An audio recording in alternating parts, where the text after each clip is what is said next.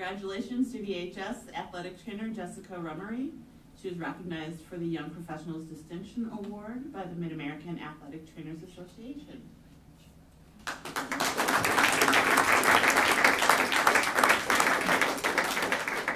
I'd like to back up just a moment. I apologize. I should have clearly. Athletic trainer Jessica Rummery.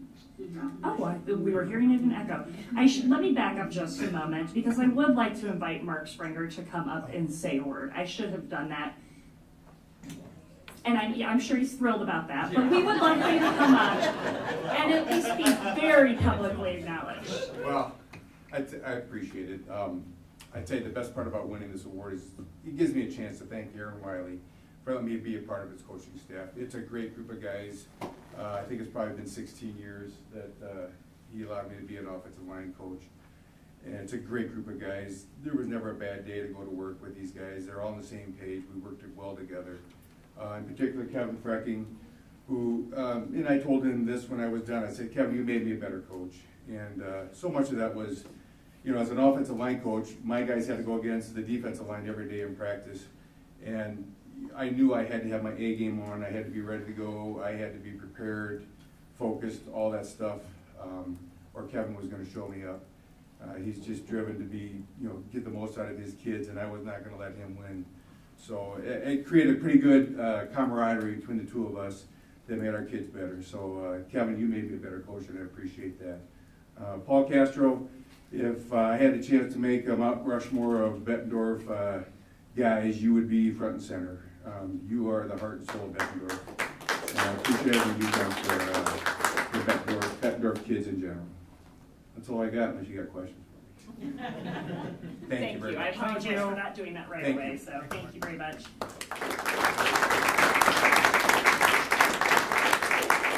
So now I'm sure Jessica realizes that I'm going to do the same to her. Is she here? I know she's here. Didn't I see her? Oh, I was certain She ducked out. she might have. So huge congratulations, and Linda, thank you for recognizing Jessica. That brings us 3.03. Joanna, we'll turn it over to you. And I do believe our bowling coaches are here, so come on up. Oh, there you are. So congratulations to Shane Schaefer on being named the Girls Bowling MAC Coach of the Year. All right, thank you. I don't know how I'm going to follow Coach Springer, but yeah, this is a second time winning this. It is a pretty great honor. Graduated from Bettendorf in 2010. It's safe to say black and gold does run through my veins. So it really is great, and the support from the faculty and staff is really is honorable and appreciated. We did start a bowling club at the middle school level this year, so continue to promote that as much as you guys can. I run that, and my contact information is on the school website. Please feel free to reach out with any questions, comments, concerns with that. Continue to bring home some more state trophies and some more individual awards, but thank you guys very much. Thank you very much. That brings us to 3.04. Andrew. Congratulations to Bettendorf High School senior Lily Smith for performing with the All-State Cheerleading Squad at the IHSSA Boys State Basketball Tournament March 6th through 10th. There was a great piece on her that Celeste put up, I believe. Maybe it's the high school, but put up on the on social media. That was fantastic. So thank you to Lily for representing us quite well. That brings us to 3.05. At this time, any member of the audience may address the board with comments about items of interest or concern. Citizens wishing to address the board during public comment must complete the public input form that is located in the back corner prior to beginning to speak at the podium. Please state your name and please limit your comments to 3 minutes. As a reminder, Iowa law prohibits discussing specific employees or their job performance. We do caution those making public comments that what they say could violate the rights of others under the law of defamation or invasion of privacy. And if they are unsure of the legal effect of their remarks, they should seek independent advice prior to their comments.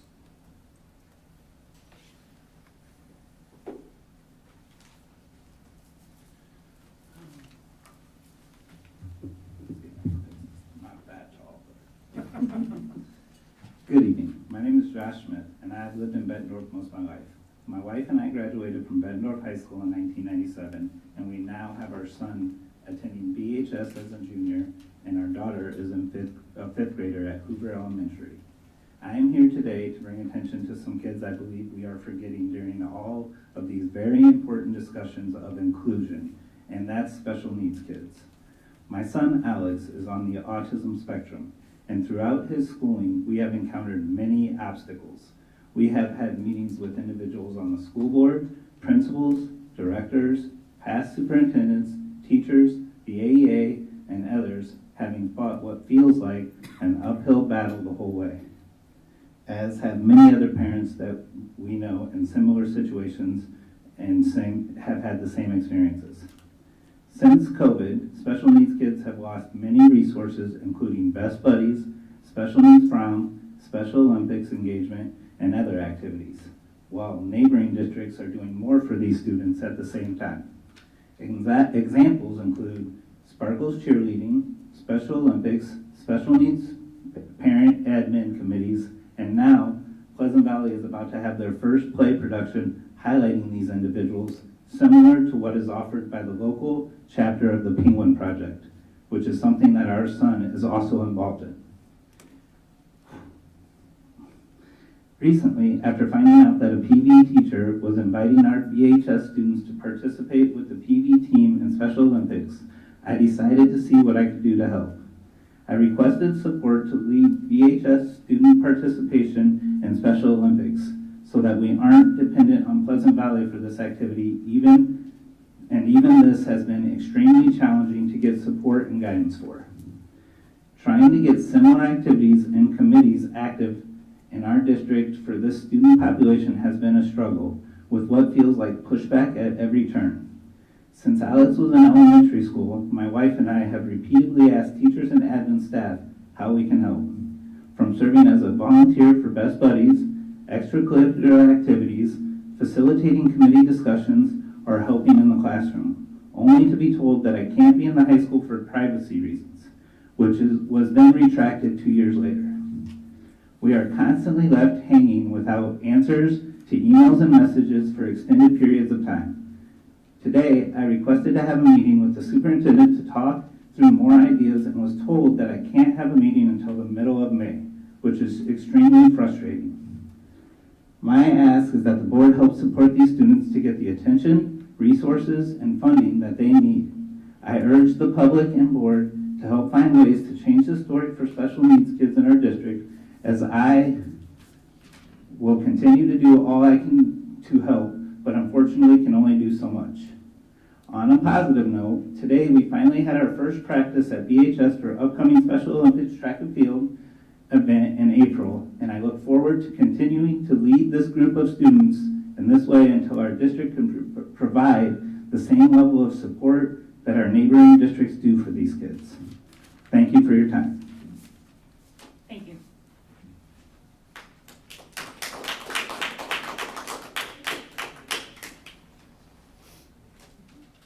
Anyone else may come forward at this time? Okay. Brings us to 3.06, Board Shared Communication. Director Petich, we'll start with you, sir. I have nothing. Director Dorner. I also have nothing, thank you. Director Lynch. Thank you. Director Champion. I will just pass, thank you. Director Smithson. Am I gonna be the only one? Maybe. I mean, So Paul. I have the pleasure of spending the day at Bettendorf Middle today, as part of my practicum work for the University of Iowa. I actually got to go into several classrooms today, and I was able to teach a class today, and I cannot tell you, the culture and the climate in that building is amazing. There is such engaging learning going on. I was able to go into TAs that were doing Battle of the Books battles.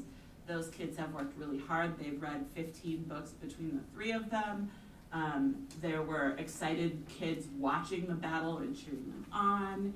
It was such an amazing day. I was able to teach a lesson in a 6th grade language arts class. I have never seen such kids engaged in book tastings. It was really a wonderful day. There are some really amazing academic things going on at the middle school. I was also able to visit the therapeutic learning room and meet those teachers and talk about that program. It is an amazing program that's going to do some really great things for students. And so there's some really awesome things happening at BMS. Thank you. Director Castro. Iowa girls basketball play tomorrow against Colorado. Julie notes. I was gonna say something and it slipped my mind, so I'm gonna Please jump do. in now. Please do. Just a reminder, and I'm sure it'll come up on the calendar, the STEM Expo is this Saturday at the middle school from 11 to 2. So, just put a reminder out there. Thank you. All right. Anyone else, since I gave Andrew the opportunity? Okay. You might wanted to say something. Thank you for that. Thank you for that. Brings us to 3.07, BEA. Welcome, Kate. Good evening. We hope everyone had a nice spring break and are ready to finish the year strong. Emily and I were able to attend a wonderful training in San Francisco at the NEA Summit right before spring break. We were excited to learn many new ideas to help us gain more momentum within our organization and to start involving our parents and community, and are looking forward to working with all parties to cement positive partnerships with all our stakeholders. Our next meeting will be this coming Wednesday, March 29th. As far as new business, there's not a lot, thankfully. We are currently working with Raygun to have new shirts printed for our members. Members, if you're watching this, check your emails, please. And we are looking forward to starting negotiations with central administration. That is it for BEA. Thank you.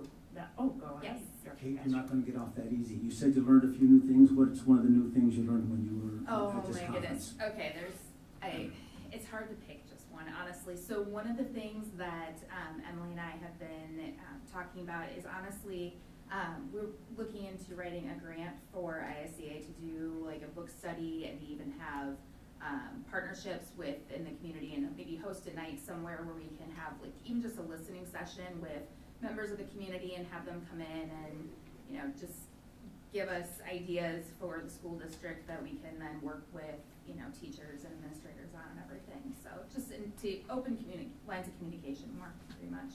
That's one of the big ones, but there were so many and I got to meet so many cool people. So it was really a worthwhile experience. Thanks, Yeah. Kate. All right, and that brings us to 3.08, which Kate will also be handling tonight. I'm Bessa and BEA tonight. All right, so this is from Melissa. Good evening. We hope everyone had a restful spring break and had the opportunity to recharge and have some fun, whether you traveled somewhere or stayed at home. Our next roundtable will be held on March 30th, and our next monthly meeting will be held on April 3rd. Melissa's already in Seattle at the NEA ESP National Conference and is wrapping up her first pre-conference session in about an hour. Kathleen takes off in the morning to join her. We are excited to hear about all they learn while they are gone, and I am sure they will have a lot to share at the next meeting, so you can quiz them then. We want to give a special shout out to a group of paraeducators at BHS. These paras were recommended for recognition to BESA by the BHS teaching staff, and the following write-up from Christy Kleppe was in the BHS Week at a Glance this past Sunday. Our paraeducators district-wide continue to go above and beyond and do whatever it takes to meet the needs of our students and staff. Shout out to our paraprofessionals. A special thank you goes to Gina Laughlin, Cheryl Raskin, Michelle Meggers, Bobby Mortiboy, and Jeff Wenlin, as they have been super flexible to help cover para support and Medicaid paperwork in several different classrooms this year due to the shortage we have had in support staff. These individuals have worked with our teaching staff to come up with plans to meet student needs without hesitation. Prime example of tapping in. Thank you for your initiative. We anticipate opening our negotiations meeting with Central Admin to happen soon and look forward to a smooth collaborative process. And that is it from Mesa. Thank you. We're gonna hit rewind again because I just saw Jessica walk in the door. So come on up to the podium. We're going to fully embarrass you. So Jessica is one of our athletic trainers who we recognized with 3.02. Jessica, we would love for you to say something. Hello. You've met the minimum criteria. Tell us a little bit about what you guys have been working on.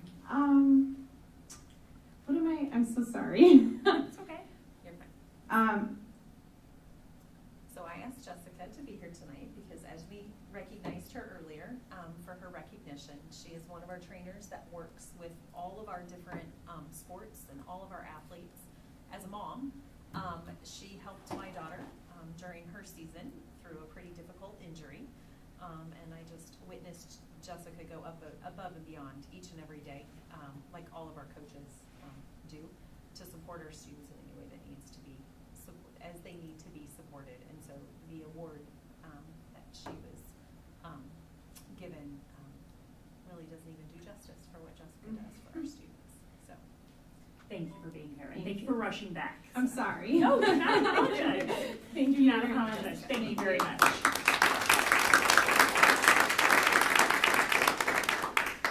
With that, 3.09, everybody's favorite time with Dylan. Welcome. Dylan, you're gonna be a tough one to follow. Whoever follows you up next year, I feel terrible for. Well, hopefully I can bring them along to the last few meetings thank so they you. can kind of see what's going on. So, good evening. I have a relatively short presentation tonight because I just talked with you all, That but means just only like 15 slides? only 3. We love them. You go right ahead. Okay, so just some student council updates we got going on. We've raised over $1,100 and counting for the VHS Dance Marathon, and we still do have multiple events upcoming. So thank you all for spreading the word, for going to Cookies and Dreams. Yes, all of those amazing fundraisers brought in over $1,000, and we're going to have even more with our upcoming Dance Marathon big event, which will be for high school students. That's that little advertisement right there. Join us for bingo, spike ball, bags, and other games and activities, March 29th, 6:30 to 8 o'clock. And then we're hoping to bring in, our goal is just a few more $100 to add it to our donation for Dance Marathon. We actually have started beginning our spring committees and assignments this year, so we getting going. I already talked to you all about those committees. Upcoming events, like I said, Dance Marathon big event, and then we actually have March Madness this Saturday, which is going to be groups of 3 to 4 team members, the 25th, and that's just students that can play some basketball, $5 a person, and then that is going towards the class of 2024 free prom, so that's going for that class. We have district conference next week. That's going to be at Oskaloosa High School, so we have probably like 70 to 80% of our student council going just to kind of spread some ideas and learn some more skills. And then we have our senior service project this Saturday. All the seniors are going to be going to the Quad City Animal Welfare Center to be doing some community service work with some pets that might need a little bit of help, walk some dogs, clean some areas out for them, so we're excited to do that. Re-election, not for me, but for all the other student council members, will be beginning soon. I am working on prom and graduation with my class, no major updates there. And then a lot of the committees have started meeting, and we actually have Little Leaders coming up soon. I didn't get a chance to put that on here because they just got their advertisement done. I'll talk more about that next time. It's 4th and 5th grade students that we're taking here at the high school on a weekend day, and they can learn about some different leadership skills and hopefully getting some more recruitment for middle school and high school student council. So just some Bettendorf High School updates in general, not too much as you can see by my long list. We got back from much needed spring break. The music department actually went down to Orlando, if many of you knew that. Sounds like they had a lot of fun. Final exams are going to be next week. We have ISAT testing coming up, and then good luck to our Science Olympiad team who will be going off to state. Obviously, we've already recognized the bowling coach and our athletic trainer and our football coach for all of their amazing work. And then congratulations to our girls track and field team as they placed second at their recent meet. The Adams family is going to be here before we know it. I'm going to be going to at least one of the shows because it sounds like it's going to be a lot of fun. And then seniors are doing a lot of scholarship, fast, fun career prep. Me included, right before I came up here, I was filling out a scholarship. So a lot of work there. And then I just wanted to apologize. I never mean to miss anybody on these presentations. We have so many amazing things going on at the high school. So I try to get everybody in here, but just know I will always try, and everybody's doing a great job. So lastly, I did want to offer our help a little bit after talking with our student council and advisors. As we head into the last quarter of the year, I know a lot of decisions for the upcoming year will be made. And on behalf of the student council, we're happy to help provide input or meet with you to discuss any ideas. I, along with other student council leaders, love being involved in this process, and please just let me or our advisors know if you're interested. So, thank you so much. Thank you, Dylan, as always. Thank you.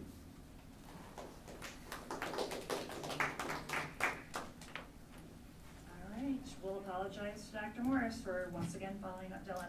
I'm so happy I get to go first. Wonderful. We did this for you, so. No, Dylan, that was my gift. Do you have to graduate then? Can you come back next year? I found a future zookeeper. So I'll start, I'll get to that in just a second. So it has been an extremely busy first week back from spring break. Hoping all of our staff and families had the opportunity to unplug, rest, relax, and rejuvenate. And hopefully they found warmer places to go, because those of us that stayed back in the Quad Cities, it was a bit cold for March. But as I've always been told, it is Iowa. So it is the season of assessments, as our staff know well. On Wednesday, most of our sites had staff engaged in their annual training for ISAS testing. The remaining 11 weeks of our school year will be busy. High school kicks off the ISAS testing season next week, with middle school and elementary completing their testing in April and May. Families will be receiving information tomorrow about the upcoming Conditions for Learning survey. This is an annual survey that we administer in grades 3 through 12. Staff and parents also have an opportunity to complete a Conditions for Learning survey. Communication that will go out tomorrow from our curriculum office will include information on how to opt students out, so state.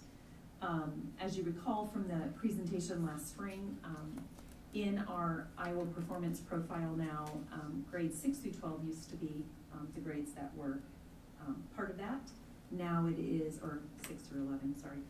Now they have gone down to grades 3 through 5 as well. So that is coming up, so it will be our season, and then we will have our end of the year Fast Bridge assessments and as well in elementary and middle school.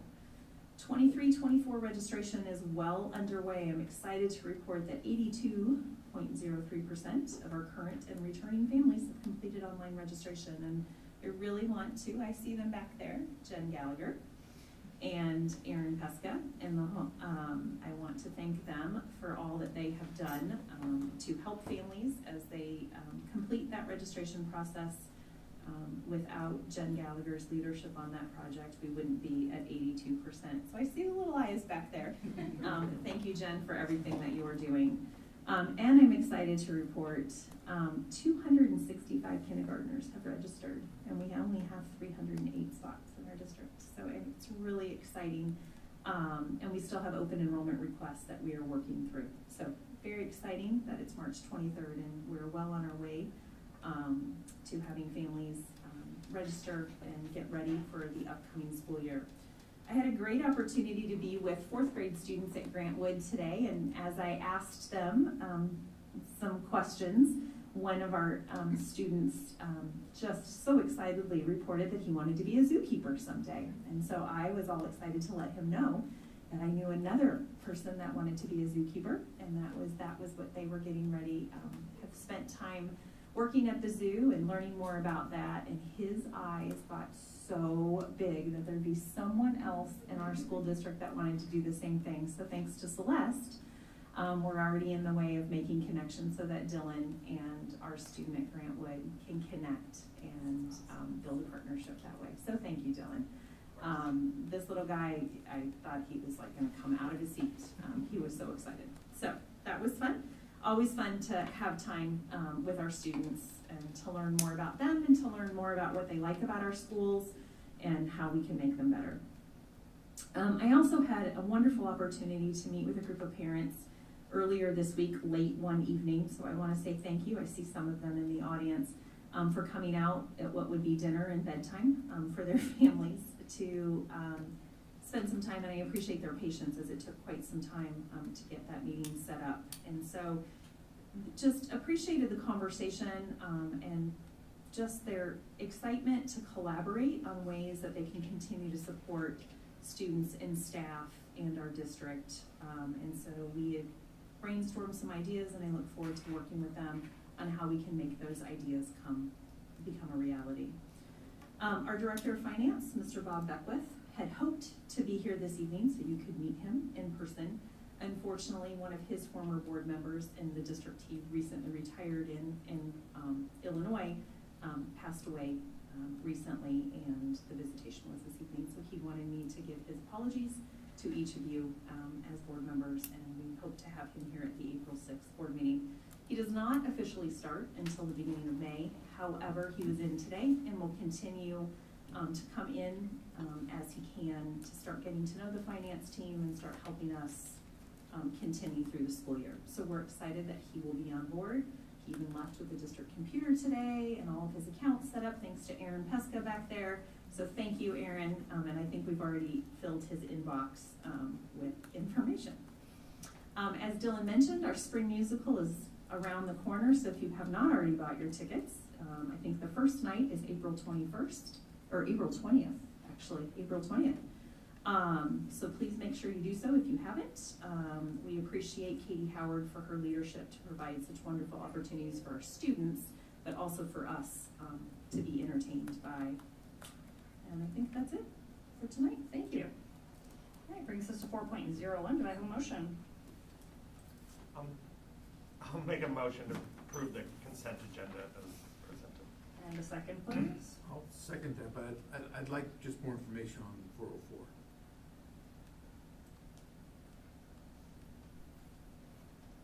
Okay. What information would you like?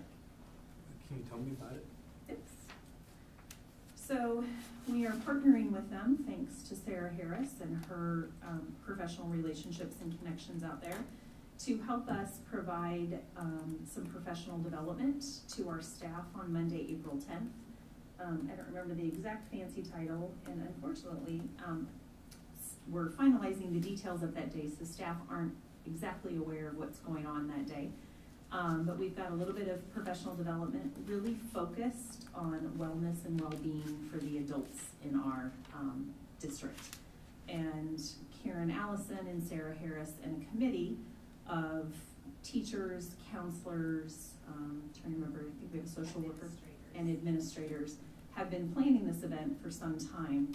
And so the Scanlon Center for School for Mental Health was a partnership created last year. The governor awarded them quite a significant amount of money to develop a center that would provide resources, direct support, training for staff, students, and families across the state of Iowa. And we're very lucky to have them come down and lead some sessions for staff that day. And what that day will look like for staff, I believe elementary will go in the morning and secondary will go in the afternoon. They will have sessions that they can choose from, anything from, and Karen, correct me if I'm wrong, some potential mindfulness or yoga type sessions to just spending time with colleagues, walking outdoors and having a nature walk, nature hike, but really just recentering and kind of taking care of the adults in our community. Did I say that? Yeah, and the nurses are providing some sessions on just healthy eating habits and the positive outcomes of not taking in so much sugar. So, Helping which us is be really healthier. hard because we kind of live on that, it seems, from day to day. So. Is this part of a study that the University of Iowa is doing? Not to my knowledge. It's just a partnership. They're willing to come in and help staff be some reflective and give them some strategies to take care of their own physical and mental well-being. They are doing this at no charge to our district, and we really do appreciate the time and the partnership for what they're going to do. Roll call, please. Director Champion? Yes. Director Dorder? Yes. Director Eastman? Yes. Director Lynch? Yes. Director Pevich? Yes. Director Smithson? Yes. Director Castro? Yes. Motion carried 7-0. Thank you. Brings us to 5.01. Do I have a motion? I move we approve the cybersecurity agreement for CrowdStrike from April 10th, 2023 through June 30th, 2024. And a second, please. I will second that. Dr. Morris. Yes, I'm going to ask Erin Pesca to come up, our Director of Technology. So I've asked her in this agenda item not only to talk about this cybersecurity agreement, which, as we know, we've seen school districts not only across the country but here in Iowa, very close to us, be involved in cybersecurity attacks and have their entire systems taken down. They have information sold out on what they call that black market. And so this is an extremely serious issue, and also will be part of insurance renewals for school districts. It's quickly becoming a requirement that we have to have. In addition to that, I've asked Erin to share. She has a very small team. They work extremely hard, and they've done a lot of work in a very short period of time. And so I've asked her to talk about both this evening, but I really want to sing her leadership praises. From July to now, she's held 2 different positions. And that she and Kevin Salins, our network administrator, have worked with this third-party vendor to secure CrowdStrike, which she'll tell you a little bit more about what that is. And because of their collaboration and partnership, has really secured an agreement that will get us basically 15 months of service for only the charge of 12 months. And so she's done a really great job of leading this work and important work so that our systems and our district and our student information and staff information can be as protected as possible. So Erin, thank you for being here. Thank you for your leadership. And I'm going to turn it over to you. Thanks. Good evening. So I took, the first part of this is kind of introducing you to our team. So you can see our picture up there. You might have saw our department was featured in one of the Bett department updates just recently. So as you can see, we've got 8 people. Myself, our systems administrator that Dr. Morris mentioned. We've got our software and data specialist, that is Jen, who's working on all those enrollments for us and all of our Infinite Campus work. We've got 3 of our technicians, our PAC manager and AV tech, and then our administrative assistant who helps us with our state reporting and some important work for that. So 8 of us, not a huge team, but super dedicated and hardworking. I couldn't ask for a better team to be a part of. As part of those 8 of us, we have over 5,000 devices we support between student devices and staff devices. Those would include, servers, firewalls for security, computers, Chromebooks, iPads, printers, phones, and all of our wireless infrastructure. So a lot of devices, a lot of systems supported to help the students and staff and learning continue at Bettendorf like we want it to do to serve this community. We have classroom displays in every classroom across the district that we support, and then all of the instructional software, so 50 plus different pieces of software that our team supports to make sure that learning, student learning is at the forefront of the work the teachers can do. So they can focus on the instruction, and we can help on the back end try to make sure the software is doing what it needs to do to support all that learning.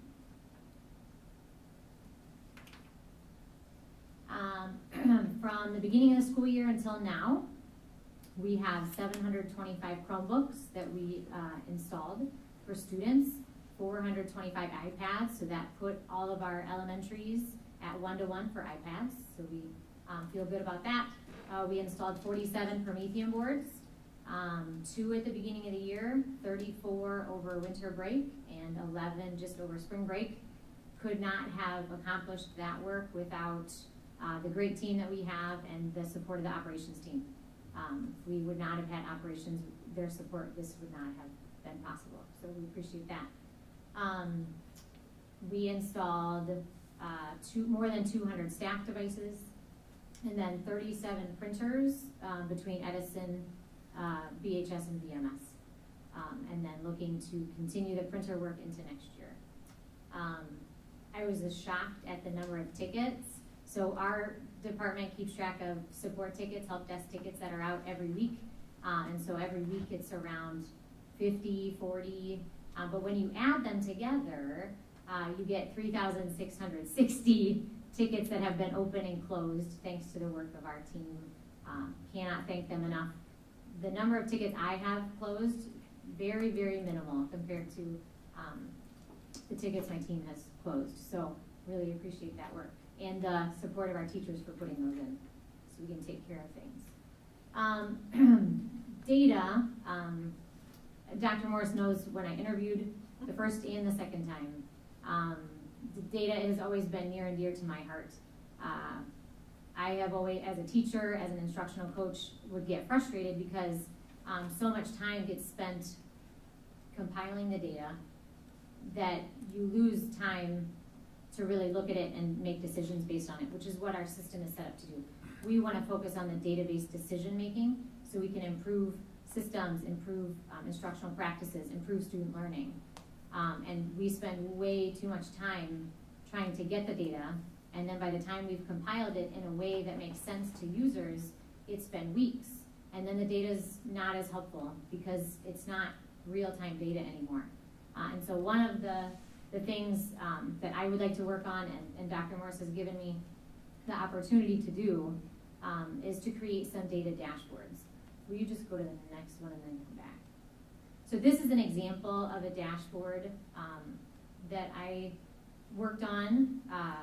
The ability of the dashboard, it's using all of our Infinite Campus data, but it's taking away the need for teachers, for principals to compile it. So I feel like it puts it in a more user-friendly graphic for them to be able to see. The other thing that it does, it's interactive. So you can see where you can click on boxes. You can click on really any of the things you see. You can click on a color, you can click on a box, and the whole dashboard changes based on that information. So if I want to just look at first grade, I click on first grade and everything changes to just show first grade data. And then if I wanted to see first grade in September, I click on September, first grade, and now everything is just that. So it gives us the ability to really start making those important decisions that all of our stakeholders want to do, but have been bogged down in. So really excited about that work and the opportunity that Dr. Morris has provided for me to be able to help with that, to take some of the burden off of the buildings and really give them an opportunity to make good decisions based on real-time data. And she just most recently created, so just updated all of the dashboards, sent them back out to principals earlier this week, but also created another tab in these dashboards that they can now drill down to specific students and the type of referrals they've had and the type of resolutions they've had. So they can really see the efficacy of, is that resolution working? Have those conversations. If not, if we're seeing that the behavior of a student is not changing, they, in our teams, in our PBIS teams and our student success teams, they can now have very specific conversations about, okay, if it's not working, why, and what do we need to do differently? And so this work is incredible. Erin is starting to pull together for our buildings. And we've got some great next steps identified in terms of working with principals, working with buildings to see what other pieces of data does it make sense to use, and then creating systems so that that data, using a software, making that available so principals will have the ability to open up a dashboard like that anytime they want, and the data will be accurate as of that minute, that day. So it's really putting the power back in their hands to do the work that they need to do and want to do, but maybe haven't, had as much time as they would like because they've been bogged down in putting it together. So, excited about that. You can probably just go forward. Thanks. All right, so that leads me to cybersecurity, everyone's favorite topic. The district has done great steps in terms of putting Bettendorf in a position to maintain security. We've got multi-factor authentication in place for all of our staff. We've got backups on all of our mission critical systems. We've heard from districts that have unfortunately been hit with incidents like that. Those backups are their lifeline back to being able to restore. And some of them don't have immutable backups like we do. So their backups get corrupted and then they're really in trouble. So we have great backups in place. We have, Kevin does a great job of patching monthly all of our software and systems. So we have the foundation of what we need, but as districts are finding, the foundation is great, but the threat hackers are relentless and they're not stopping, they're learning and they're building and they're growing. And so we have to move on to the next step. So I was fortunate, I have been able to work with the Director of Technology in Iowa City. He has been a fantastic resource for us. He has helped share some of their incident response plans, so we can use that as a model to finalize our own incident response plan, so that if we do have an incident, what exactly is our protocol, what are we doing, which will be crucial if something like that happens. But the other piece of this is endpoint detection and response. It's a fairly new software, but it is, I think, gonna make the difference between catastrophe and being able to remediate in minutes and get back to a healthy state and back on our way. It's gonna eliminate downtime, hopefully, for districts, and the goal would be to minimize any kind of, or eliminate any kind of incident response or incident, so that you don't put the district in a position where it's gonna pay out millions of dollars and have insurance and public relations nightmare. And so this is, I think, our next step and kind of a critical piece to making sure we stay secure. So, what is endpoint detection and response? If you would have asked me in June, I would not have known the answer to that question.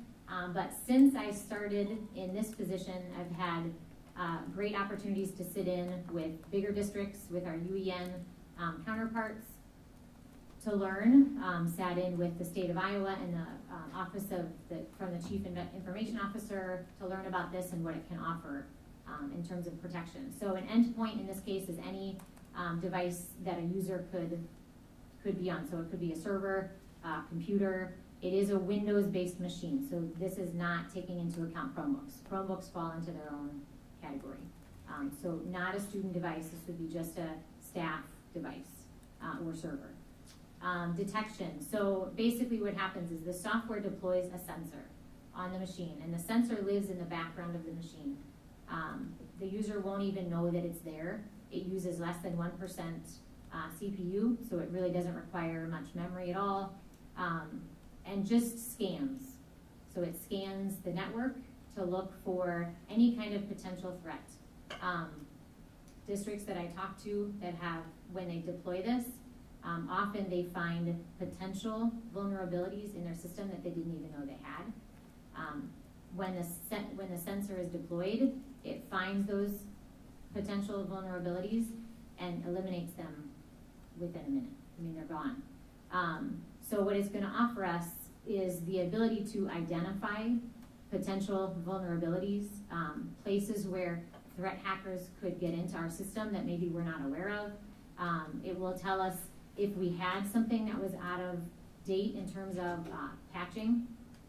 So if we had a system, HVAC for example, sometimes HVAC systems don't get updated as often as they should.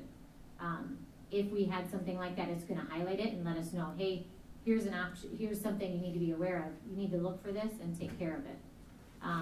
And then the response would be, if they find a vulnerability or a threat, they isolate that machine off of the rest of the network, which in my eyes, if we were relying on our team to do it, it's gonna take us a lot longer to recognize that there's a problem and then to physically get to that device and take it off the network.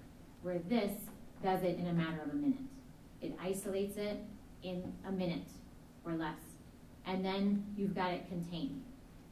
So now you've eliminated or prevented it from spreading all over the network. There was another district in the state. They were in the process of trying to negotiate this when they got hit and took down their entire infrastructure, network infrastructure. Their switches, their network was down. And then they were in turn down for weeks and weeks trying to rebuild.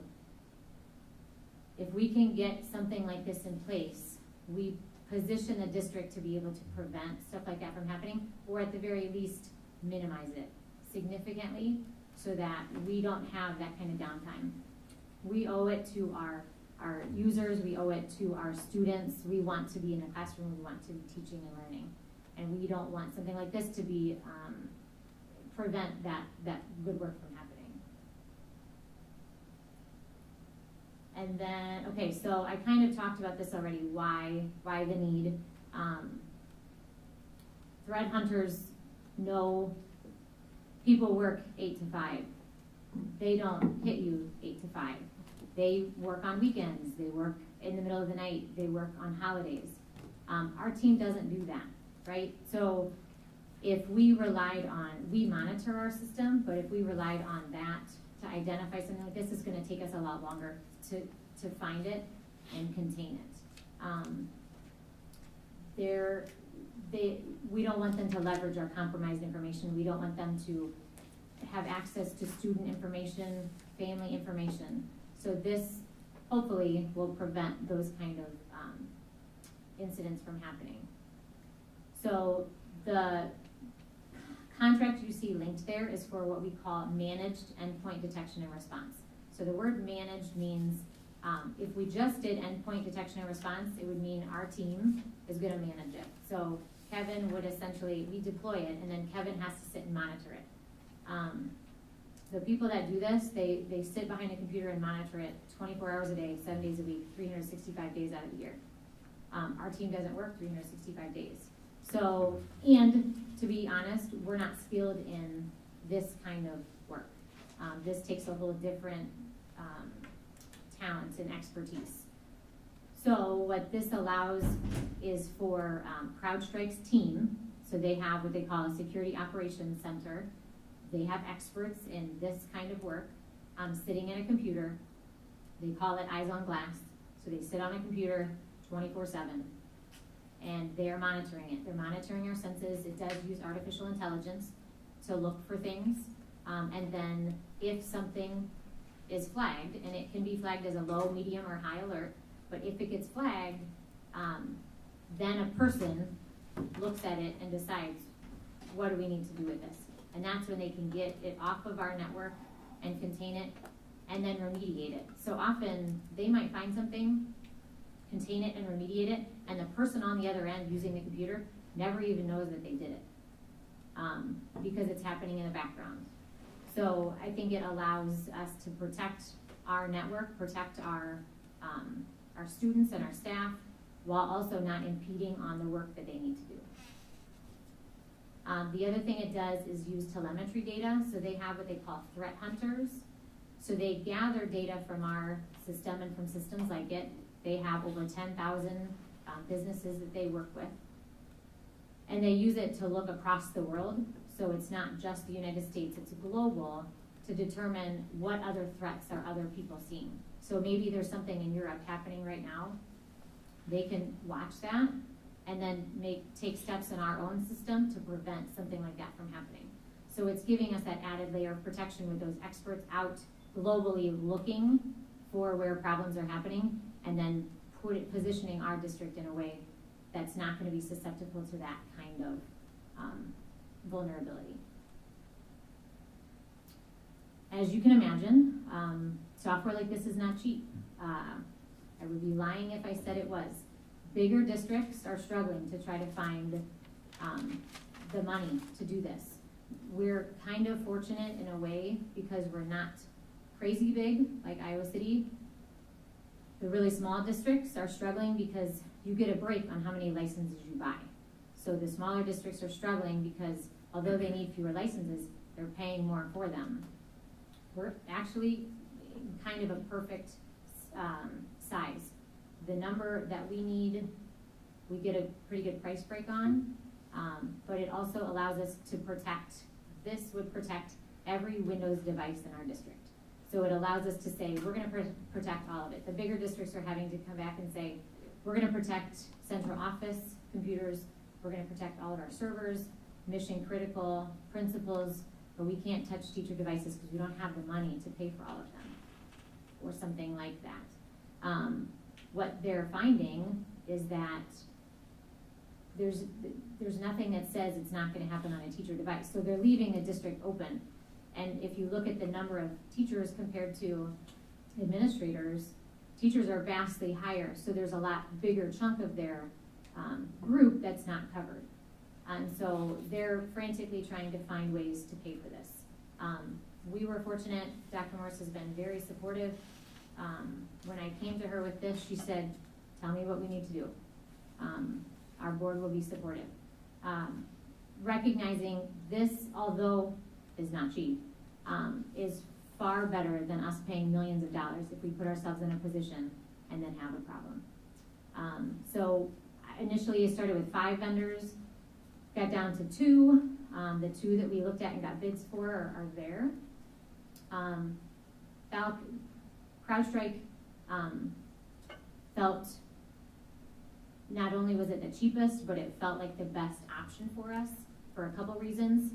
It is recommended through the state of Iowa, so I liked that you're seeing huge districts, your Des Moines, your big districts. This is the one they're choosing.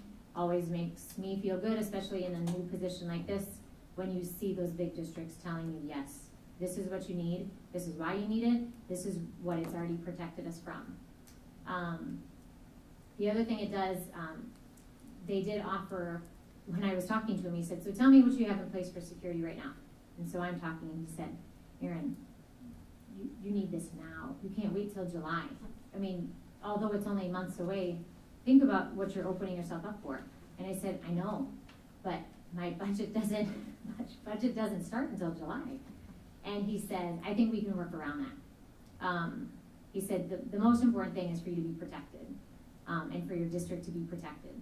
So back and forth conversation, they are offering essentially a 90-day free trial. So we already deployed the sensor for Kevin and I to test. So the sensor is deployed on my computer and Kevin's computer. Kevin has access to all of our most mission critical information. So he felt a lot better knowing it was on there. And then once, if we can get approval here and we have support, we can go ahead and start deploying sensors on these devices. They're ready, although it says April 10th, they're ready to start as soon as I say we can start. So really, we could start Monday if we wanted tomorrow. They're ready to work with us to start working through that. So very appreciative of that. They are a great company to work with, and I feel confident that this is gonna position ourselves in a better way to protect this district and all the people and families in it, so. Questions? Yeah. What do we need to do with the Chromebooks? So right now, all the experts are saying Chromebooks are safe. So Windows devices are the easiest to hack into. Everybody knows it, that's why they go after them. So districts that have a huge number of Windows machines are trying to decrease their Windows footprint by replacing them with Chromebooks. Right now, they haven't figured out how to hack into a Chromebook because Chromebooks are really just a browser. There's no file servers, there's no file shares, there's no software. It's really just a browser. So right now, our Chromebooks are safe. Without, Google has an interface, a security interface already on it. And so we have some telemetry data through that. They already notify us if they think Chromebooks being accessed from somewhere that's not local. If a student were to travel to New York, for example, and get on their Chromebook, we would get a notification instantly. It says, you have a student, a device is being accessed from this. Are you okay with that, or do you want us to shut it down? So Google has been really good to work with for that. My guess, eventually they'll figure out how to hack into a Chromebook. This kind of software you can't put on a Chromebook yet. So everybody in cybersecurity is looking at it like they're coming up with options and trying to do some testing to figure out what they would do with a Chromebook. But right now, everybody is saying Chromebooks are safe. They haven't figured out how to get into them. And I should have added, what about all the iPads? iPads would be in the same boat. Yeah, so iPads and Chromebooks, they're saying, again, we have almost the exact same setup with iPads as we do with Chromebooks. So we have a security interface that we already get access to look at things like that. Where is the iPad getting access from? So all the experts are saying Windows is where you need to focus your time and energy and money. Chromebooks and Apple, for now, are good. Now, 10 years down the road, I might not be able to say that, but for now, they don't recommend doing anything with those devices. And Aaron, those devices are end user devices, it's not like our network and infrastructure is Yeah. Windows based, and that's what our sensitive systems are on. Yeah. Yes. You said we back up our mission critical things nightly. Do we have a redundancy in that? We do. Yeah. So They have to be a little. different site though, Yeah. in case one burns down. Yeah. Okay. Yeah. And the state of Iowa monitors activities for the county. Did the state didn't offer a similar solution for schools? No. They did, but at Wow. twice the cost. Yeah. So Okay. the price that they offered it at, they gave their discounts to municipalities, not schools. And I don't know why that was, but the price that we got quoted is almost half of what they would quote it for a school district. For Okay. the same thing. And then on the and then on the cost side, can we review? You mentioned it's becoming required for insurance. And if it becomes required for insurance, there's a chance we could put it into the management fund than the general fund. There is discussion at the state level of some advocacy to be able to allow us to put this in the management fund, but that has not been authorized yet. And then Senator Knoyer would be a good one. She's on a state committee for Correct. cyber security. She is, and she's advocating hard that we would be able to, and I've had a couple conversations with her about it, so that we could shift the cost into the management fund. But at this time, we cannot. It would either come from PEPAL, general fund, or as we're reviewing our ESSER funds for at least a year, possibly a year and a half, because you can use ESSER funds for any general fund purpose. We haven't finalized what budget we will take this out of, but at this moment, it is not eligible for management fund. I know there's a huge thing going through the UEN to try to get support for it to be able to come out of management, but hasn't happened yet. And not, my understanding is we're working through our insurance renewals. Not every insurance company at the moment has mandated it, but as I talk with Brian Matlock out of Hub International, who we work with, he is like, you need it. You know, you'll find that your rates they will quote you differently if you do not have a product like this. And the fact that we have, or are proposing a managed version of it, puts us even in a better spot than if, I know there's another district that could only afford the regular EDR, not the managed version. And insurance company came back and said it would be better for you to pay the higher price on the managed than to pay the premium you're gonna pay if you don't have it. So. Any other questions? Thank you for your work on this. Yeah, thank you. Appreciate your support. Thank you. Roll call. Director Dorner. Yes. Director Eastman. Yes. Director Lynch. Yes. Director Pevich. Yes. Director Smithson. Yes. Director Castro. Yes. Director Champion. Yes. Motion carried 7-0. Thank you. Brings us to 5.02, Geo Bond debrief. Alrighty, Erin and Jen, please go home. You have families, and thank you both for being here tonight and all that you've done to support our district and your team. Alright, so we wanted an opportunity. You have some documents in your folder this evening related to some conversation. Essentially what Kurt, I'm gonna ask you to come up, and Celeste from where you're sitting.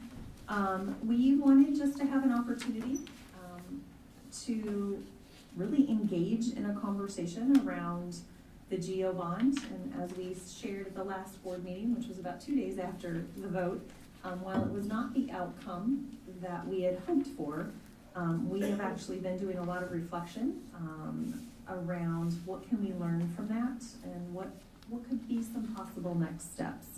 And so in your packet, I really have to sing the praises of Kurt and Celeste once again.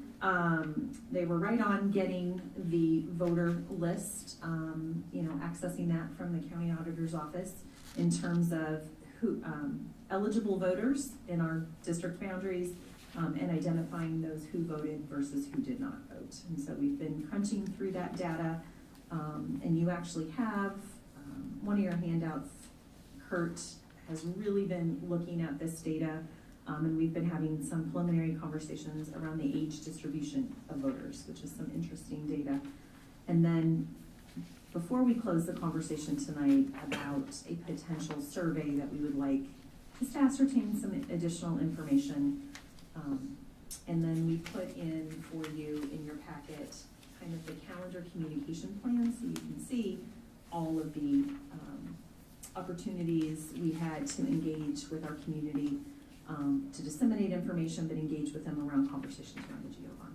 So, Kurt, Celeste? I do have a caveat on the graph. I just realized, because Celeste asked me to look at something else, which I don't know if we'll get into that, but that does not include absentee voters. I redid it, it's on my computer with absentee voters. The shape doesn't change much.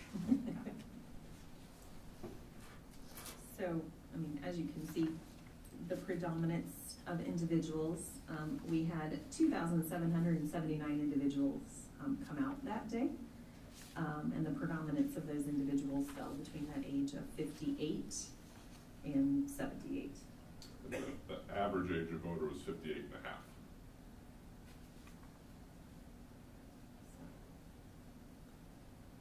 And then some of you may or may not have seen the communication come into your email. I got it out later than I had hoped, but there is, as we've been processing this and working internally to say, okay, you know, some decisions we'll have to make as a board.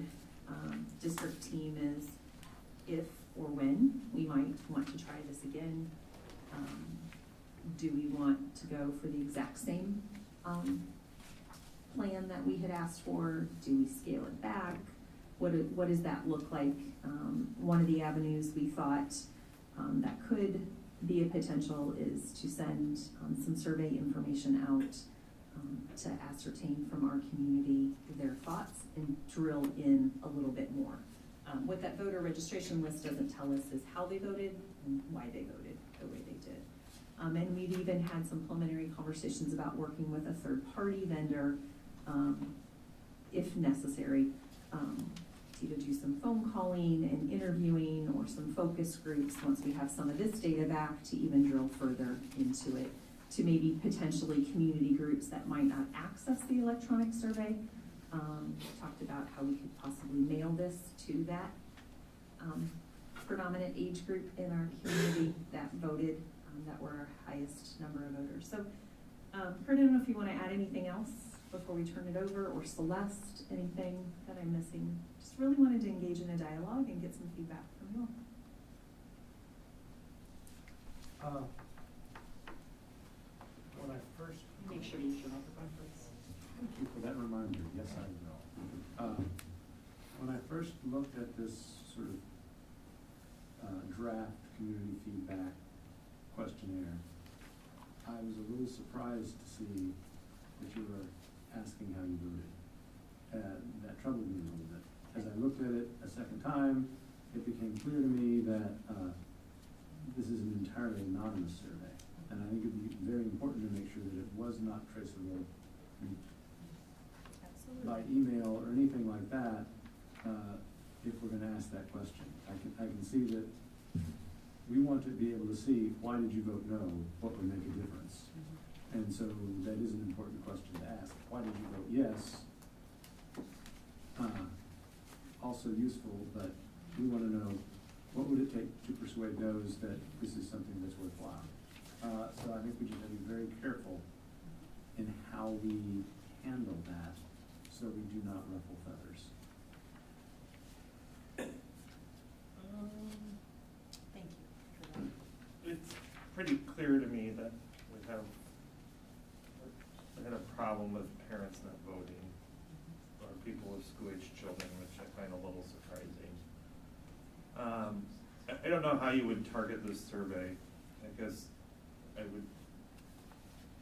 one target would be finding out why people with school-age children didn't go vote. And then the other target would be the age group of 58 to 78, why they voted no. I guess, I'm not sure how productive any of this is gonna be right now with the rhetoric at the state level on what I can only call a war on public education and a war on local control of property taxes. And the rhetoric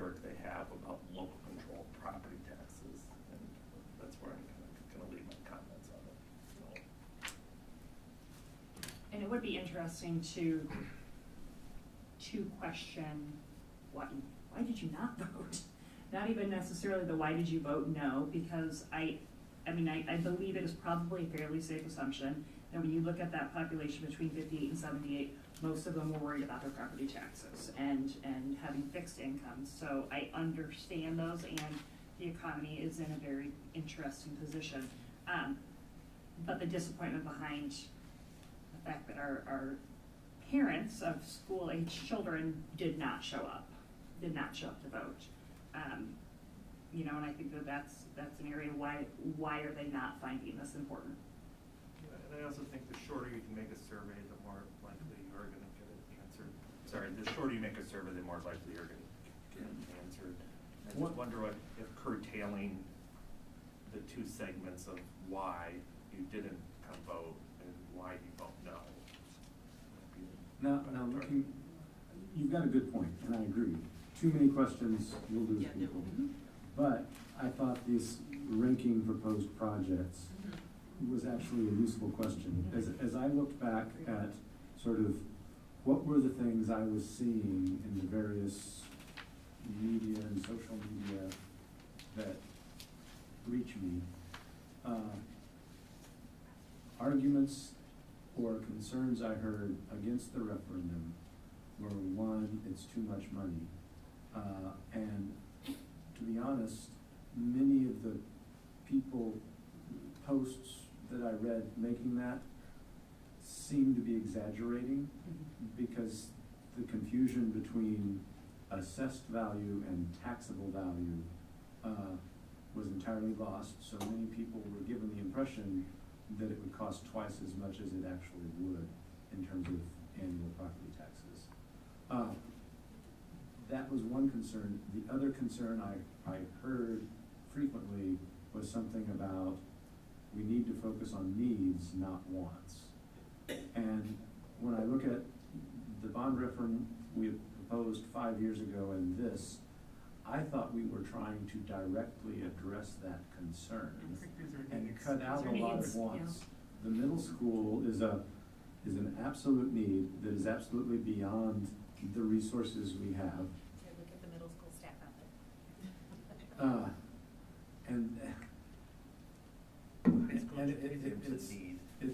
It's also quite clear that the issues we want to address at the high school, on the performing arts side and the athletic side, are issues we've been struggling to be able to fund for a long time. And on the CRT is we are trying to be proactive. This is needed for the future, right? So I thought this was a pretty good bare bones need proposal, but maybe it's gotta be like people only will do one or the other, I don't know. But so thinking about what do people see as most important could help us determine where the real need is. I think that's a really good point. I think that, you know, asking the community for their input in which of these projects is most important to you could give us a direction to go. But we really did that. I know. That's the tricky part, is when you look through this list, It's been dwindled down. and when you look at everything that the team did, It's already, we've done this work. we've done it, and I cannot possibly think of one more thing. I've heard people say, well, I didn't know.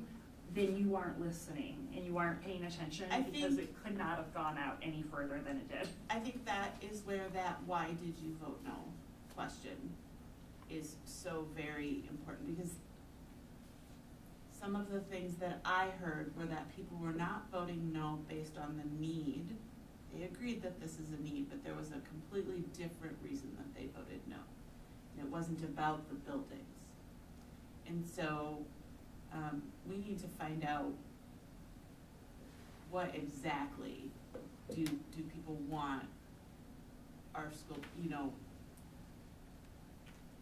that reason of why they voted no. Was it based on misinformation? Well, I truly am. I think that we have to look at, when you look at the There was quite a numbers. bit of mis, not just about the amount of taxes, but there was some other misinformation that was out that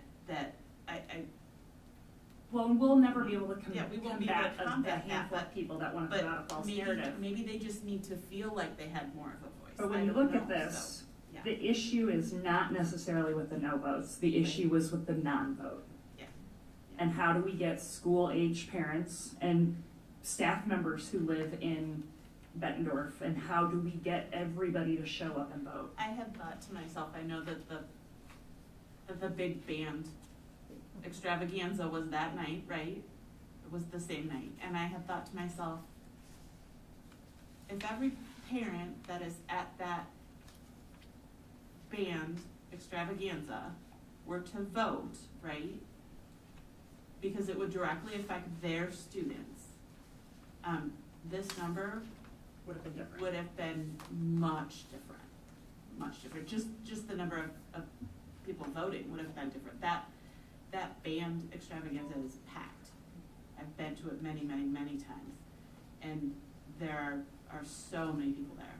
And so I don't know how to combat that disengagement of voters. So I guess we do need to find out, why didn't you vote? And I think that the wording on that question is really well done. You know, they thought it was passed, so I thought I didn't need to, or, you know, that kind of thing. I know that there were some people who didn't realize where the two voting centers were, right? And I know, we sent out a lot of information, right? I know that we sent it out. But that's always going to be something that you battle.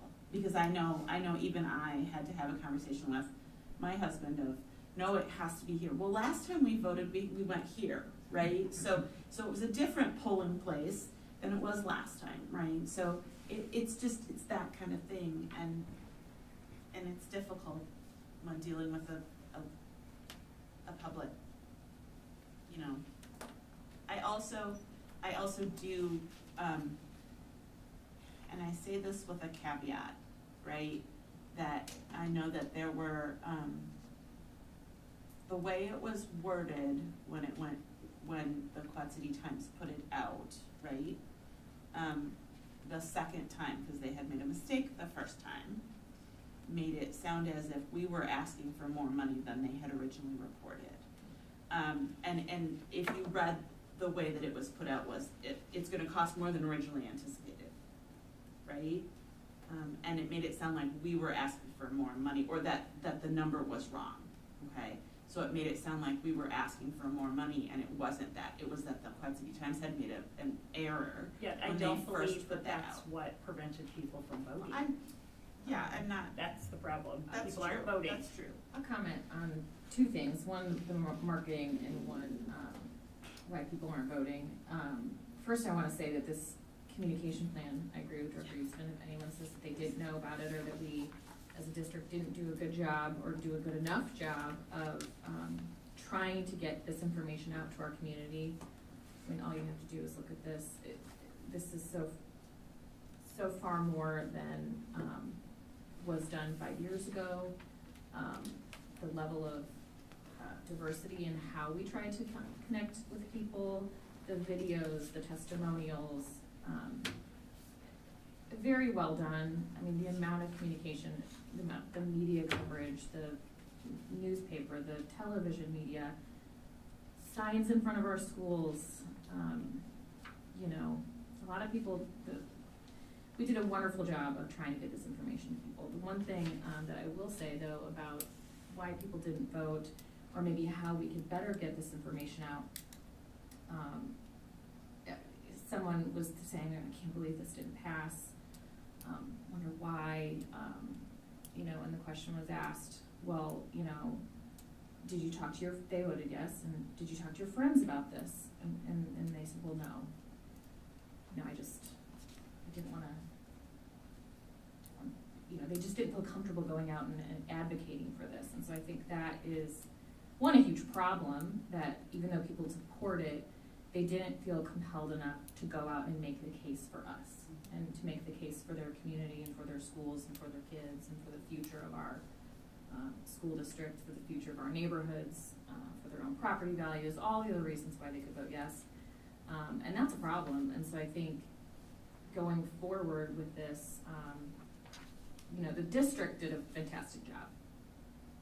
I think that, those yes voters in this, we need to engage them, to go out and be the advocates, you know, with their friends, with their neighbors, with their fellow staff members. So that is my comment. Anyone else have anything they'd like to share? Just real quick, I think the economy might have had a lot to do with it. When I went to vote, there were a lot of people just a little bit younger than I am who were voting, and I got the sense that they felt it was about taxes, and increased taxes. And also, I think, and I sent an email to Dr. Morse about this, about the difference between assessed valuation and taxable value, and the rollbacks and the homestead and all that stuff, how it reduced things. I think people were really confused about that. I think Richard mentioned that as well. And I think I also mentioned to Dr. Morse a while ago about endowments. You know, there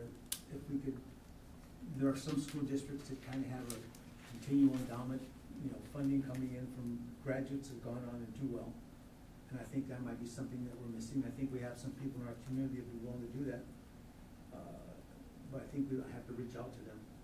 I think that might be another source of funding for us as well. If we could dig into that aspect of it a little bit. You know, I don't know if Dr. Morse can meet with some of our graduates still who live in our community that have done extremely well, what they might be willing to do on a yearly donation. Because I get the thing from Assumption High School, and for them to help maintain what they do, their endowments are quite substantial. So that's maybe something we could explore. Anything else? Well, I had a couple people come up and talk to me about this afterwards, and they felt very obligated to tell me why they voted no. And two of them were very clear that when we turned down that hall that we want, that, you know, we were told about to put our trophies in and that sort of thing over there by the gym. I hope you corrected them that we publicly supported that. We supported people to continue to find funds for it, but I think it was a little bit of a backhanded support. It wasn't. That may be your interpretation, but I don't think that that's factual. Anyway. Doesn't matter. Well, But clearly that it's was not, the reason? clearly it's not just my interpretation, because these people told me that this is the reason why they voted no. That if we were gonna turn down the $3 million endowment, why are you asking for money? There was never $3 million.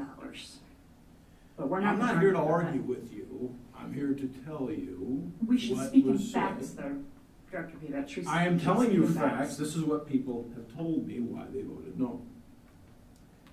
Okay. So, just letting you know.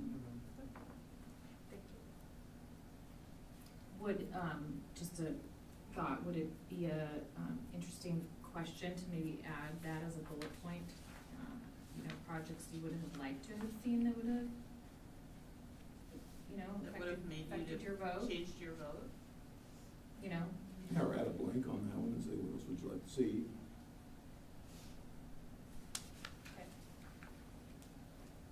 Dr. Morse, I have a question. Do we have available funding right now? Maybe a question for Kurt or Dr. Morse, that we could do some minor things now? Like when Gillespie did his presentation, did he say like what we have now? There's like $10 or $11 million to do things right now, or no?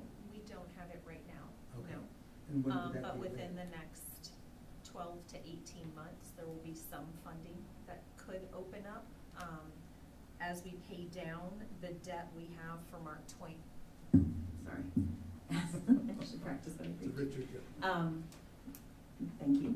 As we pay down the debt for Mark Twain and Grant Wood, it should,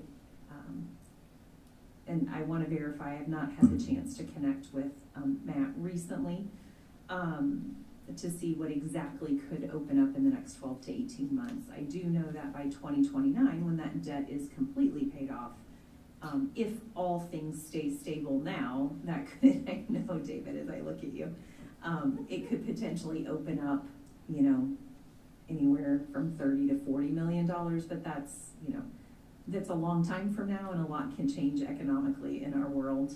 But yes, there's potential that some money will open up in the next 12 to 18 months, and it's definitely things we have been reflected on and intend to have additional conversations with you all about. What could we do?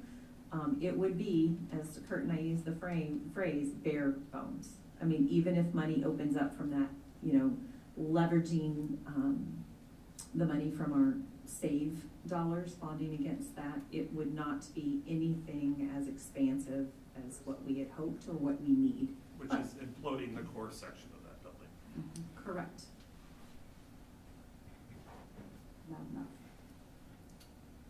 So yeah, did I answer? Yes, you did. Okay. Thank you. You're welcome.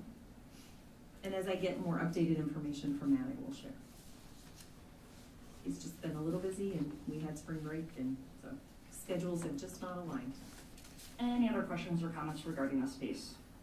The only thing I would say is I know that you mentioned having an outside entity come in and do some surveying, and I actually really think that's a smart idea. I think that having a different way to reach people, people who can call, who can interview, that aren't directly, right, like face from the district, could get us maybe the information we need to figure out and pinpoint the things that we specifically need to do and address in the plan, the way it was, the way it was communicated or whatever it is, right? Because if we don't have that feedback, we aren't gonna be able to address it. So it's my suggestion, I am fully supportive of moving forward with an outside entity and doing that. I know that when we went to the IASB conferences, I said in several different sessions, one of them was about a bond, and that was one of the things that they suggested, is getting that, having a company that is versed in how to find the information that we need out, come in and find that information out is extremely helpful and helps to make bonds much more successful.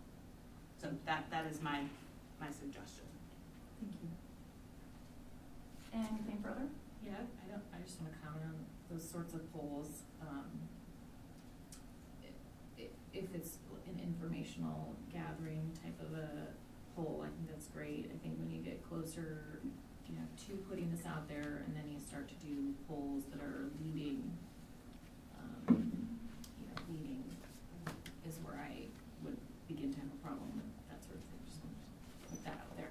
Yeah. And I appreciate the distinction. The conversation we had was very similar to that, of a lot of districts will use that third party as you're going through the bond referendum process to get to vote.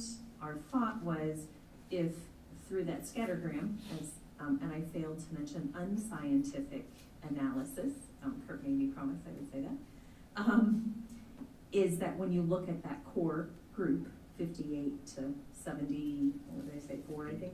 78, thank you, Richard. Was that sometimes they might not be on the social media where we would put the survey out there for our community to access, and the electronic completion of that survey might not be their preferred method to provide input, right? And so how could we enlist other strategies to try to dig in and get that feedback? And Director Smithson, to your point about sometimes if there is that neutral party that is asking that, maybe the candor of that feedback might be more in depth because it's not a district member asking for that. That's what I was going with. Absolutely, Yeah. and to your point, to both of you, I appreciate that feedback and input, and that is conversation that Celeste, Kurt, and I have had. But I completely am appreciative of all of the feedback from all of you tonight. This is what we were hoping for, was just to hear your thoughts. That input, that feedback is critical to helping us identify next steps. Whether it be we decide we're not gonna do this, or we change what we ask for, or we wait to see what funding opens up through our SAVE dollars.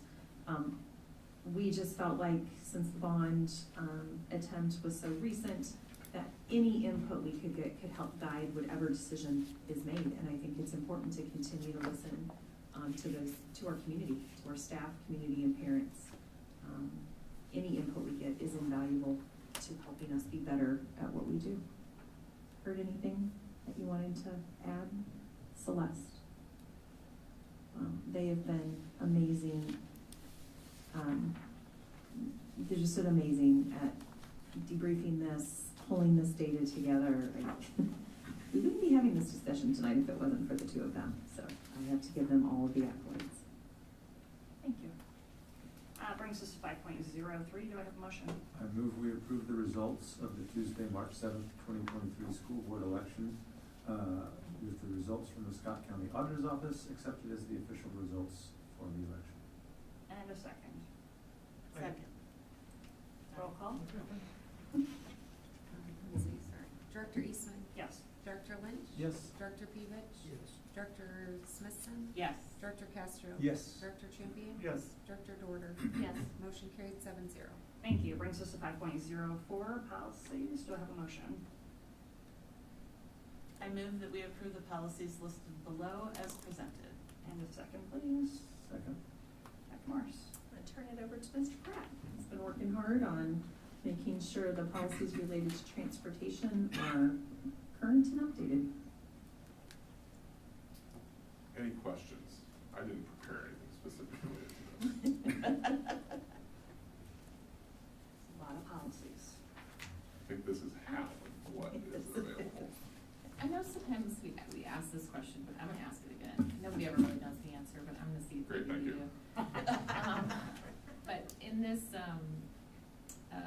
711.2, it says, there's a large, the second paragraph is stricken,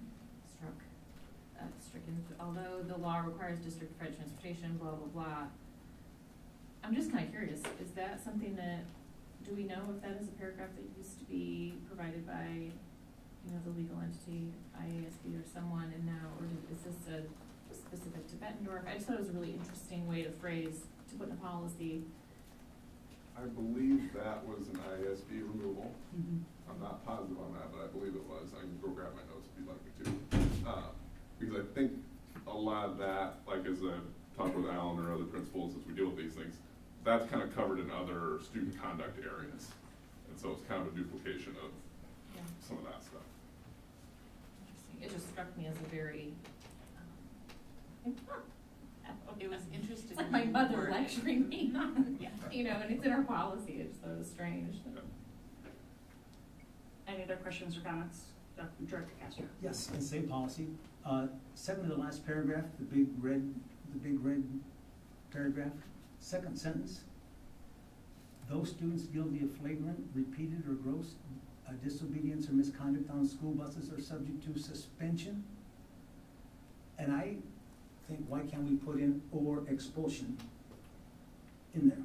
Because we have had some serious bus incidents in the past that I think we would cover ourselves if we put those words in there. Isn't that suspension of bus usage, That's not what, of I think school? I think it's relative specific to, because suspension could be suspension of bus privileges for the year.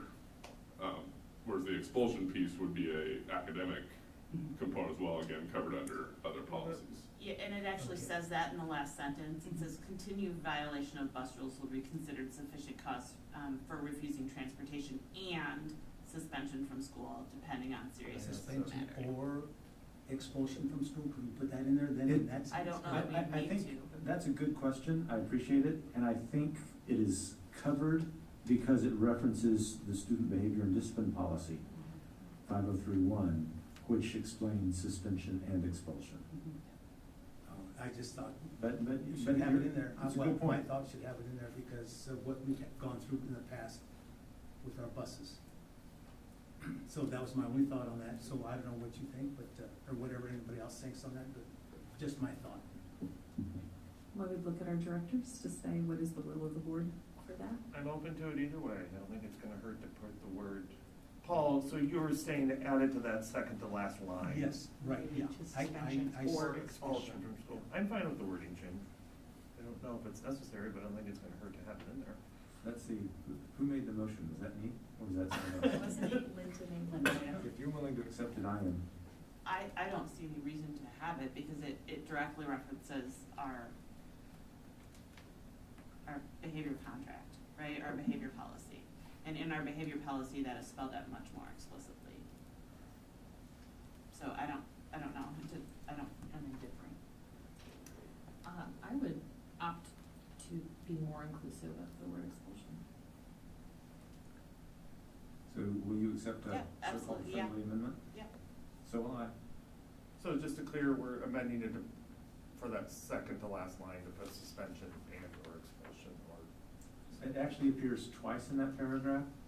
The first one though is just for For the buses. So it's the So second it would one. be the second one, It's suspension continued. or expulsion from school. I just want to clarify what we're changing so that we can vote on it tonight and they don't. Absolutely. Suspension or expulsion from Second, school. the second to the last line also talks about just continued violation. Doesn't It could talk go- about one violation that maybe warrants expulsion. And the first one is the one that explicitly references 503.1, so put it in both places to avoid I agree. ambiguity. But what, okay, please Put clarify. word the correct expulsion image. after the word suspension in both references in that paragraph. Okay. Any other questions or comments?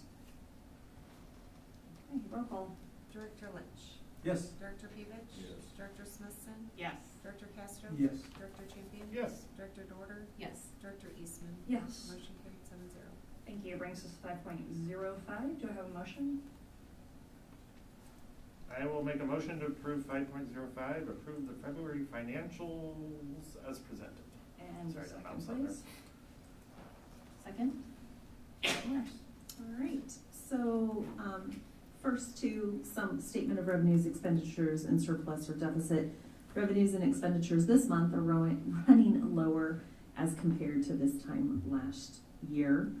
And I'll get into some of that specifics. Celeste, if you'll go down to the third attachment, please. So when we look at our general fund budget to actual,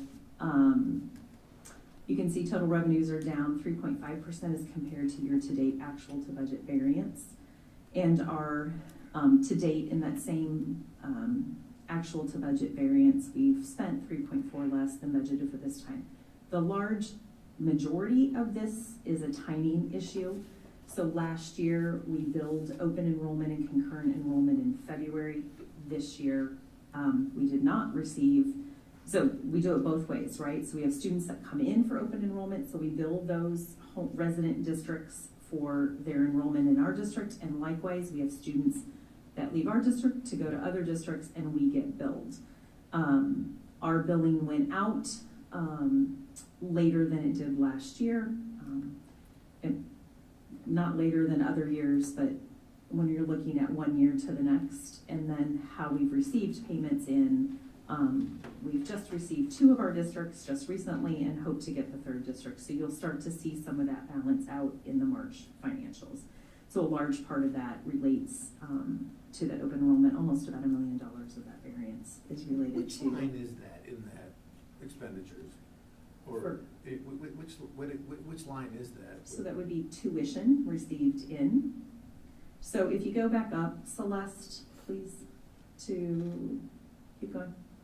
So when you Tuition look and at local transportation received? revenues, yeah, when you look at local revenues, and expenditures, that, sorry, go back down. There you go. There you go. It would be your, I was looking at something different on my computer, I apologize, so thank you. And your revenues, it is your tuition, transportation received. Got it. 3rd line down for revenue. In addition, some of our other state and federal resources each year, that timing can be off as well. So we're at the mercy of when those incomes come in, or revenues come in and expenditures go out. And then some other slight variances in terms of the revenues, just some decreased revenues, and related to timing, just how activities and athletics are booked as we receive them in and are able to do the journal entries in. And then in terms of,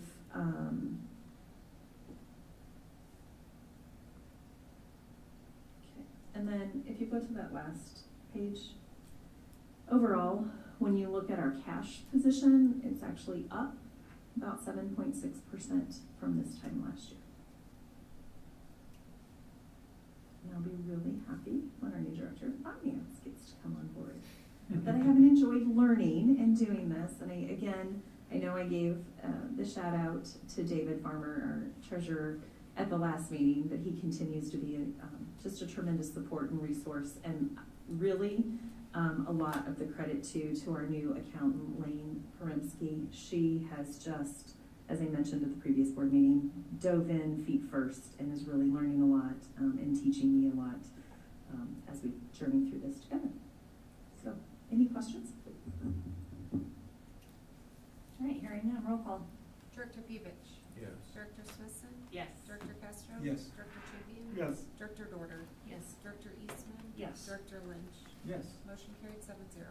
Thank you. That brings us to 6.01, upcoming calendar items. Please make note of the date changes for the 2 upcoming board meetings. These are the old changes, not new changes, right? Nothing Same new has changes. changed. Yep. Yes. Identical changes. The changes I've mentioned for the past several meetings. Couldn't resist. I could hear it. Really trying to confuse us all. No, I just want to make sure I didn't change my calendar. Please change your changes. All right, that brings us to 7.01. Do I have a motion? I will make a motion for 7.01, motion to enter closed session. The board will move into closed session pursuant to Iowa Code Chapter 21.5 Sub 1 Sub C, which allows for closed session to discuss strategy with counsel matters that are presently in litigation or will litigation is an event where its disclosure would be likely to prejudice or disadvantage the position of the government body in that litigation. I will second that. Roll call? Director Smithson. Yes. Director Castro. Yes. Director Champion. Yes. Director Dorter. Yes. Director Eastman. Yes. Director